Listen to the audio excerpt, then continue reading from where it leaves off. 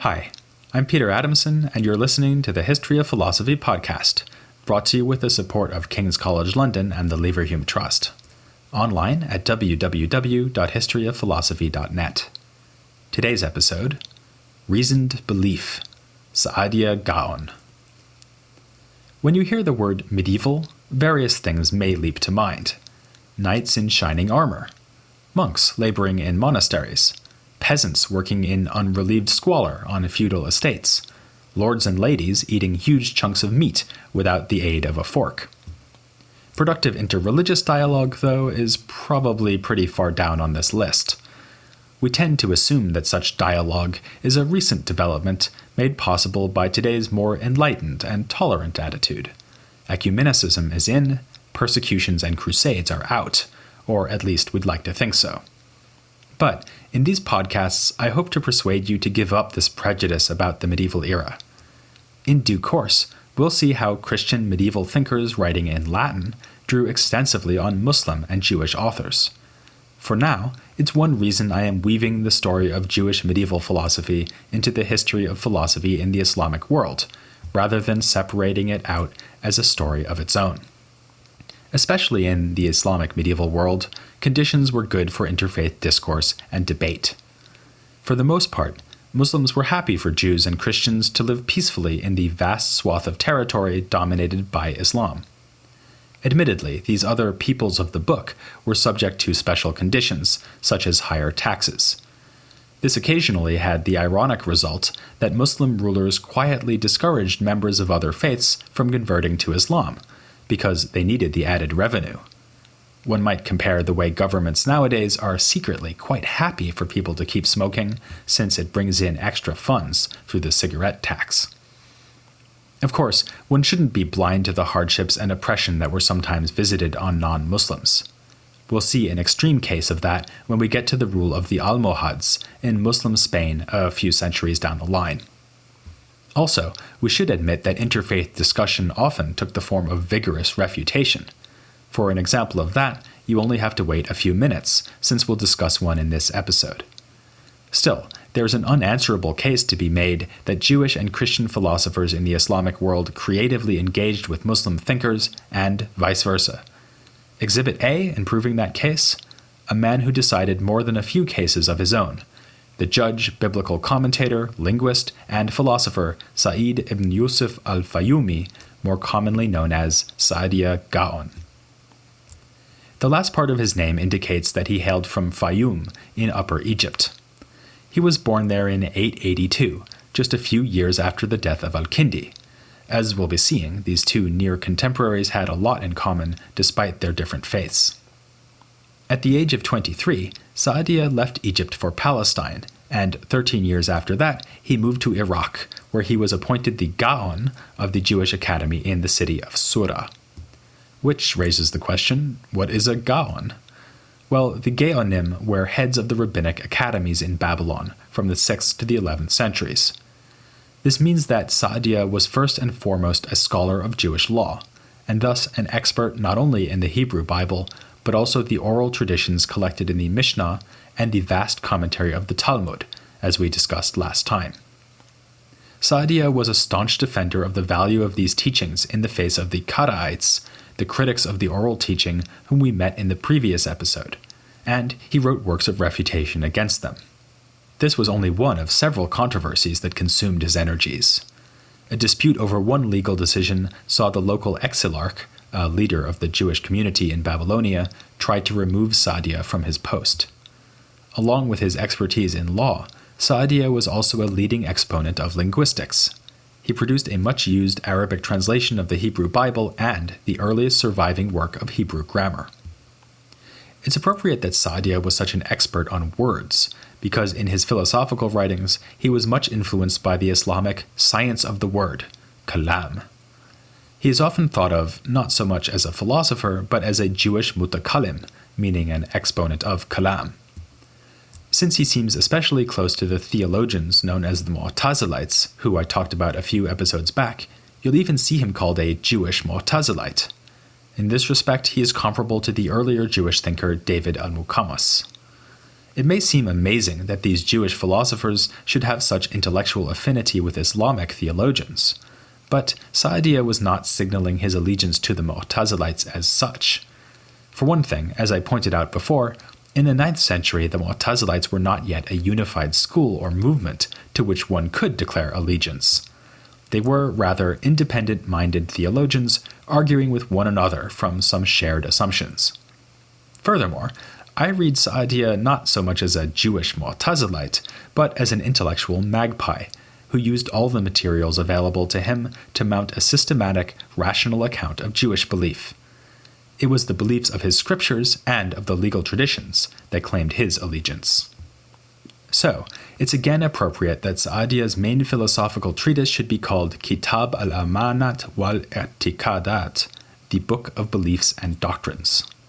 In this treatise, he does not just set out the fundamental beliefs of Judaism, he explains how these beliefs are in accordance with reason. If he draws on Mu'tazilites and Greek authors in Arabic translation, it is because he thinks they have done a good job establishing principles of reason and arguing on that basis. Saadia shows his interest in correct philosophical method at the very beginning of his work. He tells us that when we are in search of knowledge, we should begin by coming to our senses, literally. Sensation is the first means by which humans can grasp truth. By this, Saadia means, in the first instance, everyday experiences, like seeing that a giraffe is standing in the field. Sensation also gives rise to general concepts of reason, such as the concept giraffe. However, reason can also grasp certain truths on its own, without using the senses. Here we might be expecting an example like mathematical truths or laws of logic, but Saadia instead mentions how we instinctively approve of the truth itself and disapprove of falsehood. This immediate rational insight, then, is a second source of knowledge. A third route to knowledge is inference from the first two sources, as when I see smoke and infer that there is fire, or build up more complex mathematical truths from the simple ones I can grasp immediately. Finally, these three means to knowledge are supplemented by what we can learn from testimony.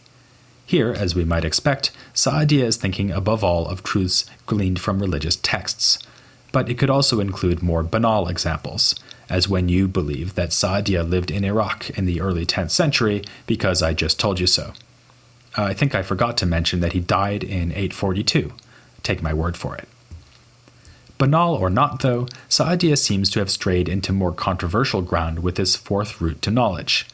Certainly, we acquire beliefs by means of testimony, but can we really acquire knowledge? That is a question that will turn up many times in episodes to come, not least next time when we look at the philosopher Ar-Razi. As we'll see, he disdained uncritical dependence on authority, which in Arabic was called taqlid. Al-Farabi, too, will be unimpressed by claims to knowledge based on authoritative testimony, and will even see theologians like Al-Ghazali throwing the accusation of taqlid at their opponents. For many proponents of kalam, just as for philosophers, we understand the truth by using our capacity for reason, and not by believing what others have said. But Saadia is not claiming that we should blindly follow whatever tradition tells us. Rather, tradition itself is verified through the three other routes to knowledge. Not only did prophets perform miracles, giving sensible demonstrations of their authenticity, but the message of the scriptures is in harmony with reason. We can figure out for ourselves that murder is wrong, for instance, so when the 10 Commandments include the order not to kill, we don't need to just take God's word for it. We know that the commandment is right. A thoughtful reading of the Bible shows that its messages are uniformly in keeping with the deliverances of reason. This may make it sound like human reason is standing in judgment over a divinely revealed text, but Saadia hastens to add that the process of confirmation also goes the other way. He supplies quotes from the Bible to prove that the scriptures endorse the use of sensation, reason, and inference, just as these three sources ratify the truth of prophetic revelation. There is then a virtuous circle of mutual support between our inborn capacity to reach knowledge and the revealed truths that have additionally been granted to us. Systematic thinker that he is, Saadia goes on to apply the lessons of this methodological discussion, starting with the most important objects of human knowledge, God and his creation of the universe. Unfortunately, this most important case of knowledge also presents the greatest difficulties. Unlike giraffes, God does not present himself to the senses, so we might worry that the first root of sensation will be completely useless here. But as Saadia points out, not everything accessible to us through the senses is immediately accessible. He gives the example of snow, which upon inspection proves to derive from water, while water in turn comes from condensed vapor. In general, as we inquire using the senses, we go from the less to the more subtle, in both the basic physical sense of what is less dense, like water vapor, and in the broader sense of what is abstract and difficult to experience. The same sort of procedure works with the universe as a whole. We begin by observing the world around us, and realize that it must derive from some cause. This, of course, will be God.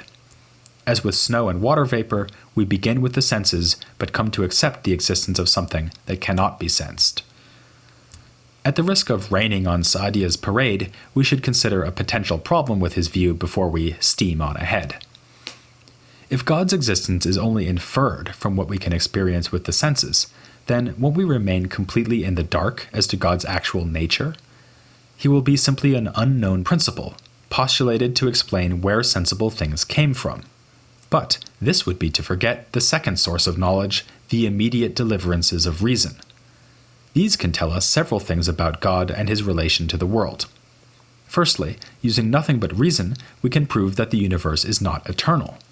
In fact, that everybody must be created, which can be explained only by positing an incorporeal and eternal cause. Saadia provides a whole battery of arguments for this, which are eerily reminiscent of the arguments given by Al-Kindi. This is no coincidence, since both are reproducing proofs against the eternity of the universe devised by John Philoponus. Al-Kindi, by the way, also made the point that the question whether the universe is eternal is one that is settled by intellectual speculation alone. There are other points of overlap. For instance, both follow the eternity discussion with a proof that nothing can cause itself, and then go on to provide a consideration of God's attributes. Since Saadia wrote the Book of Doctrines and Beliefs when he was already in Iraq, where Al-Kindi lived, I can't help wondering whether he was drawing on Al-Kindi himself. Be that as it may, we have not yet exhausted the resources of reason in coming to understand God. We just saw that he is eternal and incorporeal. A bit of further reflection shows that he must also have several other features. First, as Al-Kindi also said, God must be perfectly one. After all, he is not a body, and thus has no parts, so he is completely simple. Also, as a creator, he must be alive, powerful, and knowledgeable. Alive, in order to be able to create anything at all, possessed of the immense power needed to summon an entire universe into being from nothing, and knowledgeable in order to make the world as well designed as we see it to be. Again, Saadia insists that all this is grasped by reason itself, though it is also confirmed by scriptural authority. But he is also showing his Mu'tazilite sympathies. As we saw, they were worried that ascribing numerous features to God would compromise his total oneness, his tawheed. Saadia agrees, saying many times that anyone who thinks that God has a multiplicity of features is reducing him to a body. Saadia avoids this by insisting that the distinction between God's power, knowledge, and life is an illusion. It may seem to us that God's power couldn't be the same thing as his knowledge and his life, but that's simply a sign of our limited perspective. In God, all three are the same. Saadia even suggests that it is specifically the limitations of our language that cause the problem. If we had a single word for something's being alive, powerful, and knowing, we could use that to describe God, and there would be no appearance of multiplicity. This may seem a rather dubious line of thought, but remember that Saadia asserted these three features of God purely on the basis that he created the world. And Saadia emphasizes that we have no other means of access to God or his attributes. At the level of reason, then, we are simply grasping God as a creator. It is only when we try to explain what that means in words that we get into trouble, since our language leads us to speak of him in terms of three aspects, so compromising his unity. You may already be suspecting a lurking anti-Christian agenda here, and soon the agenda becomes explicit. We saw that Al-Kindi criticized the Christian doctrine of the Trinity, and this is yet another thing he has in common with Saadia. But unlike Al-Kindi, Saadia has a story about where the Christians went astray. Indeed, he seems sympathetic to the more sophisticated breed of Christian. They understand God to be a Trinity, not because they crassly think of him as a body with 3 parts, but because they have grasped the necessity that there is a Creator who is alive, powerful, and knowing. Their error is to be misled into postulating a genuine threeness in God, assigning each of these attributes to a distinct divine person. An easy enough mistake to make, Saadia admits, but a mistake nonetheless. He helpfully points out to them that if God had any form of multiplicity, he would be a body, something this more sophisticated type of Christian rightly rejects. If the Christians are sophisticated enough, they will probably respond that things can be multiple without being bodies. Even the Platonists said so. Just think of the intellect, which Plotinus said was immaterial and one, but also many. Saadia, though, wants to draw a firm line between 2 kinds of things: those that are created, limited, and characterized by multiplicity, and the Creator, who is eternal, incorporeal, and utterly one.